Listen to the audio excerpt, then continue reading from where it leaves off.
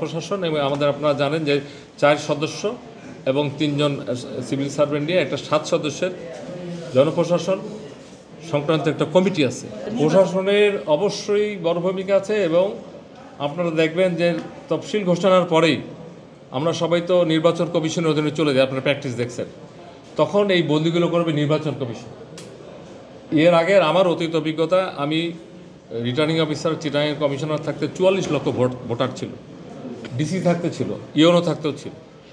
তখন এই ইউনোদের বদলিটা নর্মাল সময় করে বিভাগীয় কমিশনার, আর ইলেকশনের সময় একটা বড় ধরনের রদবদল হয়, সেটা ইলেকশন কমিশন করবে এবং সেখানে কারো কোনো সে থাকবে না, কোনো তদবির থাকবে না, যাকে যেখানে দেওয়া হবে সেখানে সে যেতে বাধ্য। তো ইউনোর হলো অ্যাসিস্ট্যান্ট রিটার্নিং অফিসার, তার উপর হলো ডিসি নিয়োগটা করার জন্য আমাদের জনপ্রশাসন এবং আমাদের আপনারা জানেন যে 4 সদস্য এবং 3 জন সিভিল সার্ভেন্ট নিয়ে একটা 7 সদস্যের জনপ্রশাসন সংক্রান্ত একটা কমিটি আছে। এই এসএসবি একটা কমিটি আছে। এসএসবিতে প্রথম হলো ডিসি সিলেকশন হয়, এই এসএসবিতে সচিব সিলেকশন হয়। এই ডিসি সিলেকশন কমিটিটা আছে 5 জনের, ডিসির ফিটলিস্টটা হয়। এই ফিটলিস্টের পরে এই কমিটিতে এটা তোলা হয়।